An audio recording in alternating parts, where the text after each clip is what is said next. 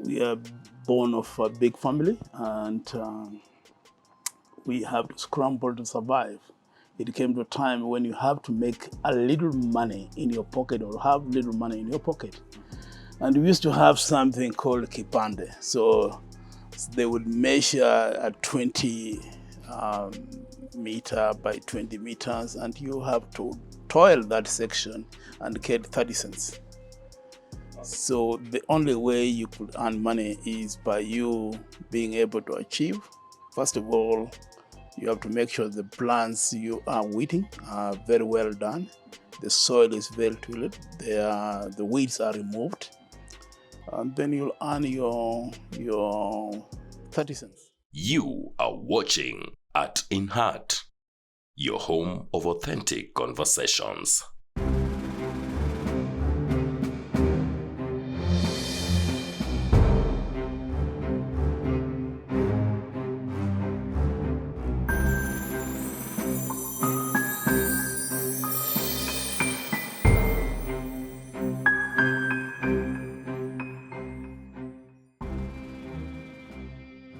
This is a true story of what we call resilience and hard work. And if you've not heard it from him, he's here to tell his story. Mr. Likuyani, you are loaded leaving the Kenya Defense Forces, as we call it today, going into the UN. Yes. Ulienda wapi? Where were you posted? First of all, I was assigned to Namibia, between Namibia and Angolan border. And that's when the war was going on.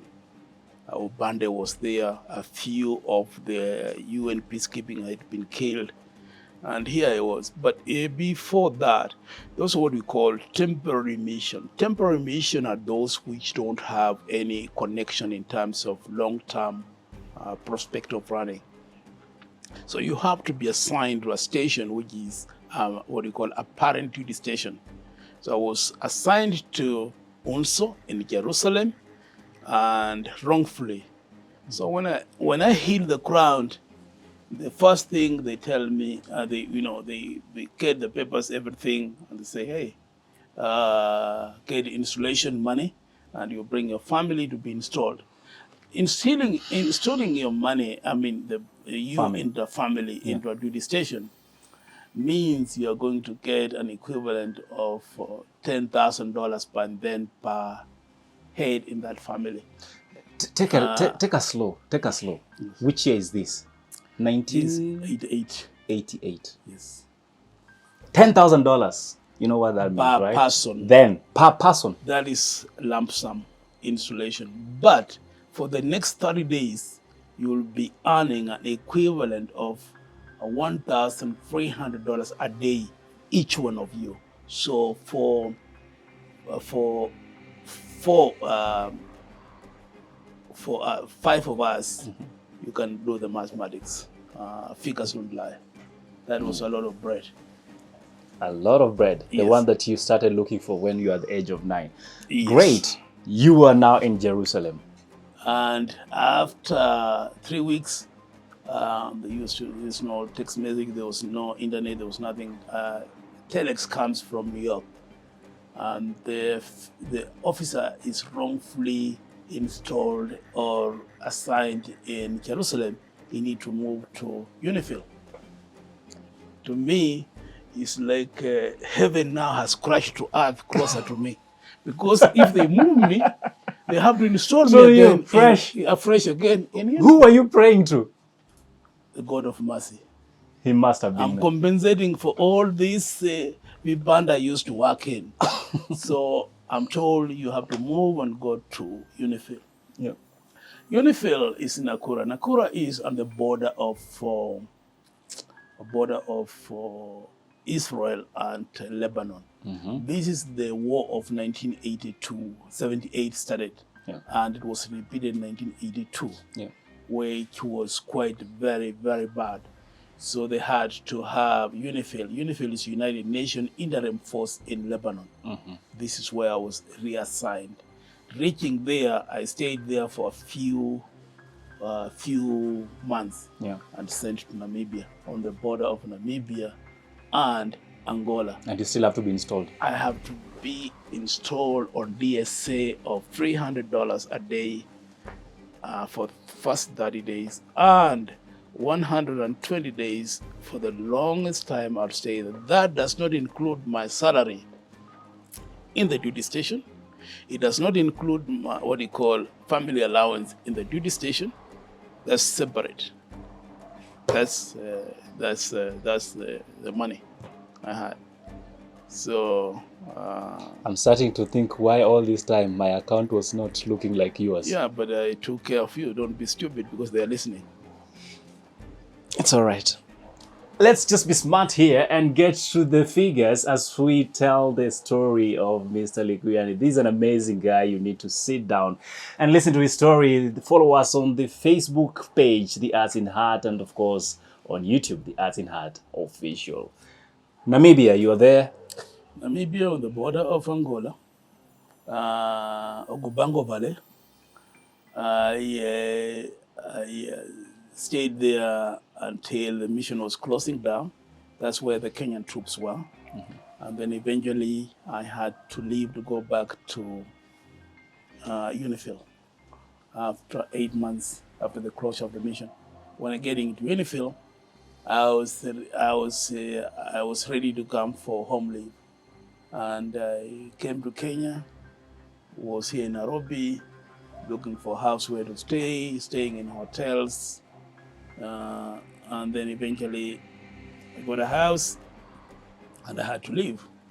When I'm leaving, I get another cable telling me you are required to go to Morocco. Morocco is where the Polisario are. That is the breakaway place in Morocco. Yeah. So in that process, I delayed, and during the delay, they sent someone else, and I was reassigned to Angola now proper, not Namibia, now Angola. Angola. I went to Rwanda. Where people are picking diamonds in Angola. No, they are mining. I thought they're just on the streets. In your street, but mine where I was, there wasn't. Okay. You have to dig for it. Yeah. So I got to, I flew from Tel Aviv, went to Switzerland, from Switzerland went to Spain, from Spain, and Portugal, from Portugal to Angola. So the food I had eaten... Why all these rounds, so that we're clear? Because we don't have direct flight from Israel to Angola. And the only country that used to have connection daily to Angola was Portugal, the former colony of Angola. And in Angola, you had this TAP, Air Portugal. So it landed me there. And the first thing I saw was the stink of Luanda.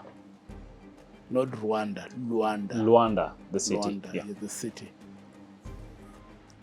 And for the next 7 days, there was no food. No single food. I was so hungry, I'll have eaten your ears if you'll have passed around. So I had to go to the market. So you had with the money, a lot but of no money. food. Yes, a lot of money. I had around $20,000 in my pocket, but I couldn't do much with that. No food. So I went to the market, found fish. We call it salt fish. Salt fish, you cannot eat it. You have to put in water 3 days, changing water, dilute it until you have. Friend, I was so hungry that I ate that fish and drank water to keep my body, because I had started eating, my body started eating itself. Yeah. Yes. So we stayed there. We were given Villa Alice, where we went and stayed. And eventually from Alice, we went to another camp, which eventually they posted me later on to be the administrator in 2 different regions. The region the size of Kenya, of course. So I was the the administrator of those regions, UN administrator in those 2 regions. That is in Saurimo and in Luena. So I used to ferry or to transverse into these 2 different states. I'll be this way a week and travel from here to Uganda to be in the other side and come back here like that. So I stayed there. It was one of the toughest missions that I was being exposed to. And I will travel from 6 o'clock or 5 o'clock to go to Luena, and travel from there the week to come to Saurimo. And in the process, I'm traveling, and I pass through the muddy road. There's no really road. There used to be road that have been bombed, everything. So when I pass, I'm traveling, and immediately when I'm traveling, I hear a whole huge explosion until my Land Cruiser literally shook from the way. And when I look back, I see in the mirror just people flying or they're floating from the truck which was carrying a lot of people, food, mbuzi, ng'ombe, nyama, fish, people had been blown up, and I've just passed there. So my truck I was in, which is, it was Nissan, Nissan Patrol, didn't have enough weight to activate that particular landmine because it was made for tanks. So the vehicle that was behind, because it was loaded with a lot of people, it had enough weight to activate that particular landmine, and everybody killed. That could have been you. Of course, of course. And I go back and look at it and say, I'm still alive, I'm okay, I missed, or they missed me. So yeah, that went on for quite some time, and then eventually I left Angola. They told me that I had been assigned to Cambodia. So in Cambodia, I have to leave Angola, go to Namibia, South Africa. South Africa was just in the middle of that mixture of Mandela coming out and so forth. So I landed there, and here I am, loaded with a lot of stupid money in my pocket everywhere. Even if I brought a handkerchief like this guy did, it's nothing but money. No, I wasn't, and I was not welcomed there, so I had to literally leave. And I wrongfully traveled to Australia. Getting to Australia, I'm told you are in the wrong place. You're supposed to be in Sweden. So I called New York. New York tells me, oh yeah, we made a coup of ourselves. Fly back to South Africa, take a plane from South Africa to Sweden. And in the process of doing that, we eventually end up in South Africa again. And I stop over in Nairobi, and eventually I end up in Sweden. Sweden, I was on a training there on integrated telephone network system using Ericsson.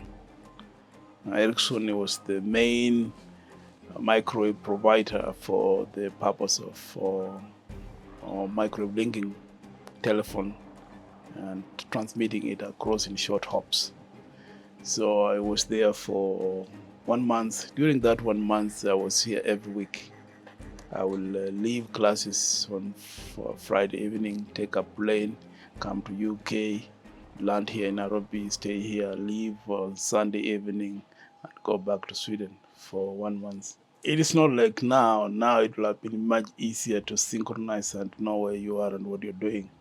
But to learn and also to accept how quick the field service officers used to move, you have to appreciate the fact that you can be told today, this time, and by morning you're out to another new country with new formation, with everything.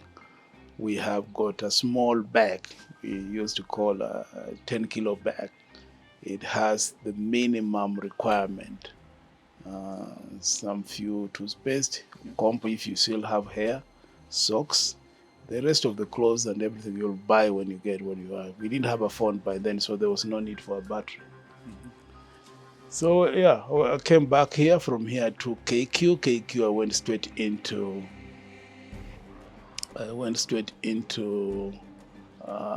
India. From India, I went to Thailand. From Thailand, I connected into Cambodia. While in Cambodia, I took it upon myself that I need to travel. Yeah. So I went to all the country in the Asian country, Southeast Asia. Went to each one of them. My holiday, I'll go. We call it R&R. I will go fly there, go and spend a weekend there. I went to China. I went to Vietnam. I went to Malaysia. I went to Indonesia. I went to Japan, and all those countries. Yeah. My interest in cooking has really evolved. So I need to learn food made in those countries and take recipes from them. While doing that, of course, when I have a normal leave, I'll travel back to Kenya and look after my family. And when I say family, I said I have a big family. So I took care of each and every one of us that was in that family. While in Cambodia, I finished my duty, and immediately I was told I have to go and set up Somalia. And Somalia was literally on fire. I flew into Kenya and signed to Somalia. In Somalia, I was in charge of course, telecom.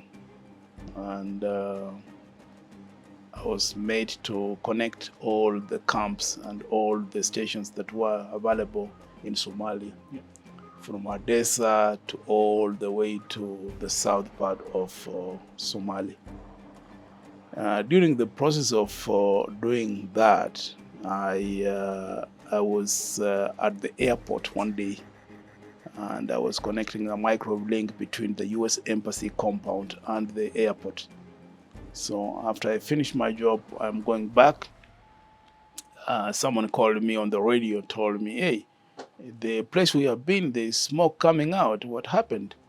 So I told my team and my escort, you have to be escorted from the airport to the base and from the base to the airport. Anywhere you move, you have to be escorted. And our escort were these from Nepal. So Nepalese, when they're doing that, they told me, the team leader or the commander told me, we can't wait for you. We can't take you back because we have got a schedule to pick people from the embassy to bring them back to the airport. So you go back to the airport and you'll use another team to bring us back.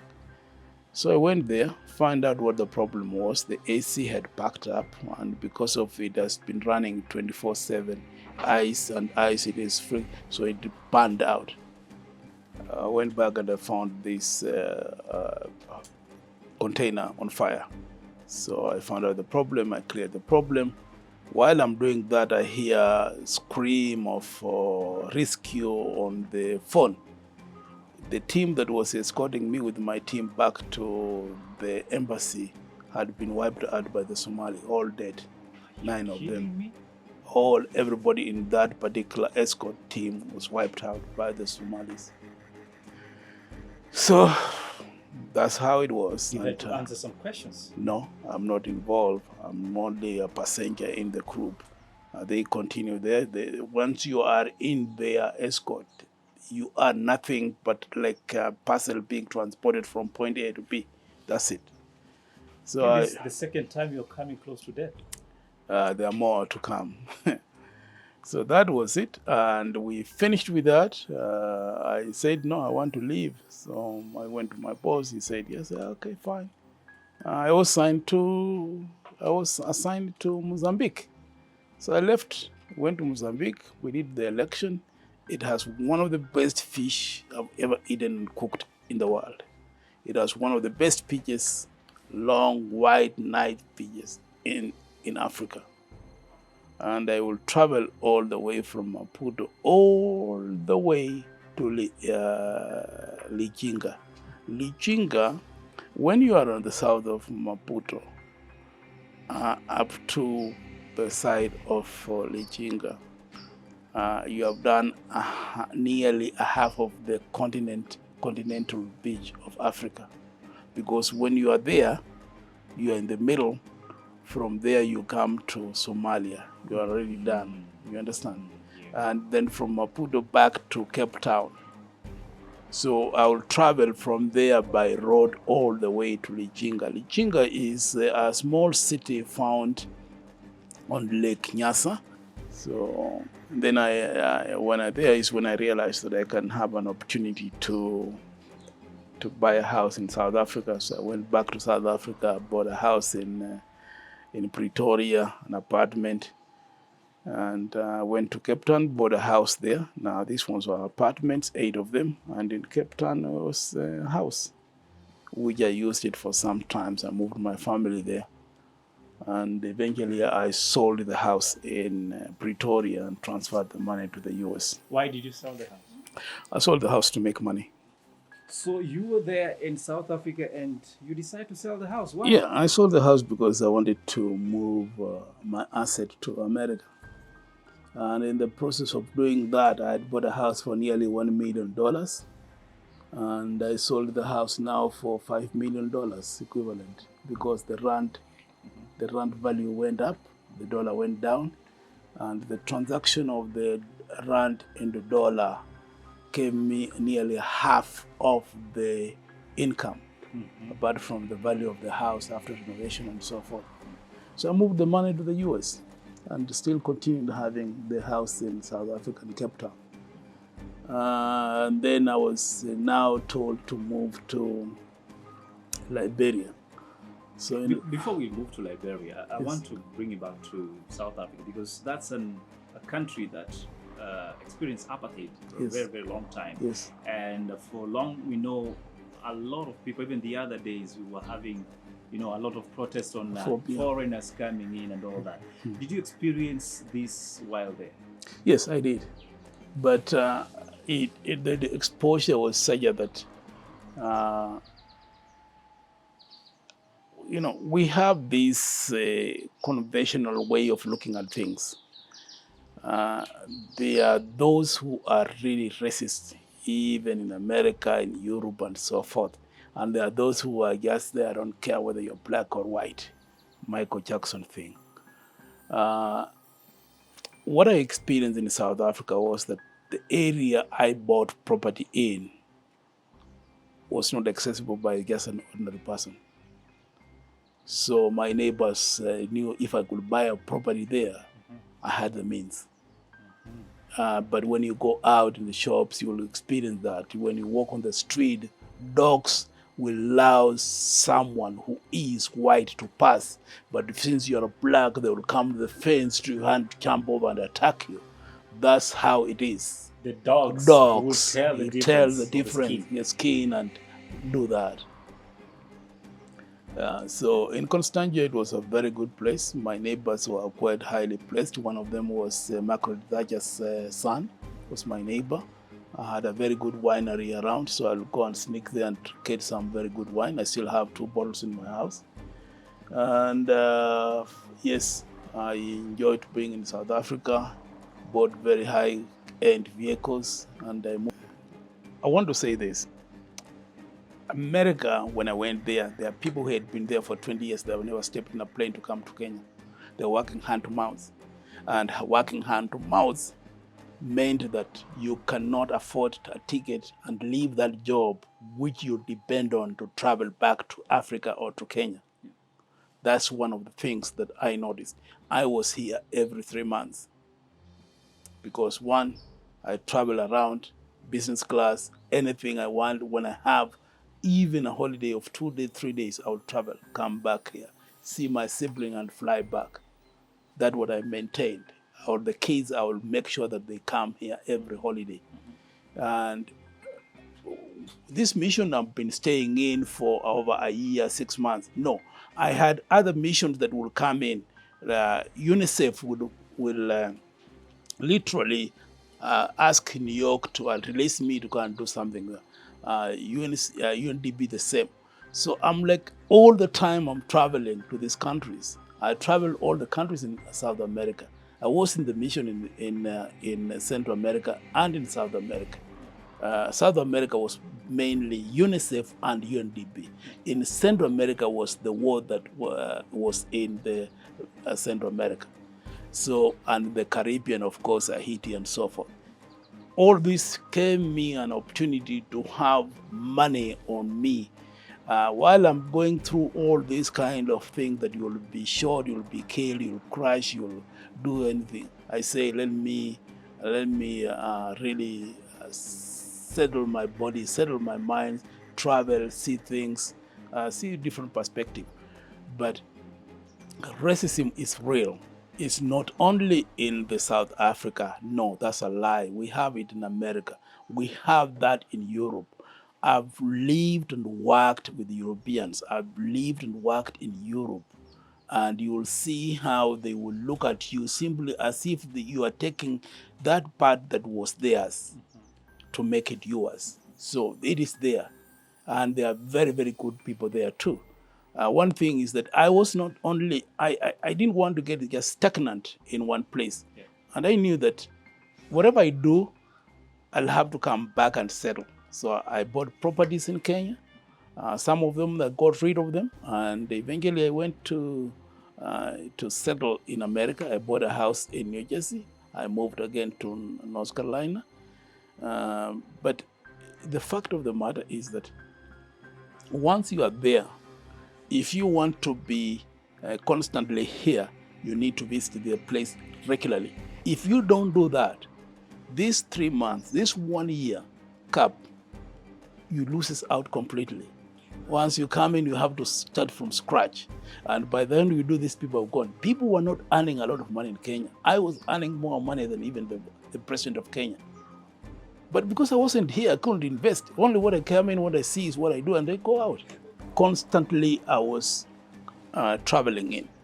So what I wanted, I would get myself involved in such a way that I was able to manage those expectations before they go overboard. The other way also you have to look at when you are in foreign countries is the connection you have back home. Remember, we bank home, and once you do like that, you tend to come in with that large sum of money when you're coming in. Before you realize, because it is not a planned event you want to do, is like suddenly I'm here, I want to do this, I want to finish this. When I finish, I want to leave. Those are the kind of problems we normally face, and we always face when you are traveling or living outside. So yes, I live here in Kenya. I also live in the US. I have that opportunity, so I can understand whoever is talking about the diaspora having problems in terms of investment. How do you counteract at this particular stage? So what advice you have is that you have got very trusted people who manages properties, who manages things like that. Link with them. Another way of doing it is now you can be able to people to buy land, the property owner buy land or have a land, and you come in and have what you call a timeshare kind of thing. You own piece of that particular apartment. When you come in, you have a place to stay, and you go back home. So you save that money while you come in. You got a place to settle and do. And when you are not here, you are translating that particular asset into money. So when you come in, you don't use the money you've earned out there to come and solve the things locally here. Mm-hmm. That's one way of doing it. Yeah. In Dubai, I did that, and in Malindi, and also in Kwale, Kilifi. But timeshare. So when I want to go there, I've got a place to go. When I go to Malindi, I've got a place to go. If I go to Dubai, I've got a place to go. This is how you manage those. From 30 cents to millions of dollars, would you say there's small and big money, or is it about the mindset? Money is how you translate that particular cash into something that is viable, something that you'll use now, tomorrow, and the day to come. Any regrets? I will live the kind of life I have 100 times. I don't. You're retired now. I can go to a room, sleep on the floor, and I feel I'm satisfied. I can go to the toilet, wash it, clean it, do whatever. I'm okay. I can go and set up a whole mission with $2 billion network, and I finished it. So I don't really care. When I say I'll do something, time is of essence, yes, but I'll do it. I will do it. And then also you have heard, maybe some of you might have heard, where Kenyans are very good at writing projects for Americans. I do that. Oh, really? Yeah, so truly. You're an expert cheat. No, I'm not expert cheat. They give me what I want, I give them what I want. I want money. You never get enough of it anyway. You never get enough of money. Money, I want you when to come to me, Eli, and tell me I've got a problem. I'm able to solve that problem. That's my way of life. Great. Don't come to me and bullshit me. Don't come to me and lie to me. Don't come to me and look at me as if I'm stupid. No, I'm not. But at the same time, what I'm saying is that I am not physically even doing it, but I know how it can be done. So I've got people who are willing to do it.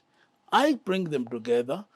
I have entrepreneurship into me, and that's some of the things I did. I told you, I looked at myself and said, the education system I have, is it enough? I said, no. I go back to school. I studied. When I was in Israel for nearly 4 years, I went back to school. I got my master's. Engineer Maurice, yeah. Let's look on that camera. Tell us your final parting shots. I love cooking. I love mixing. I love having guests. And I would like to welcome you, all of you, before Eli leaves this place. And we have another show on how to cook really good food. I don't need to plan for it. Just surprise me. Let's go to the fridge and I'll make the best meal you've ever eaten.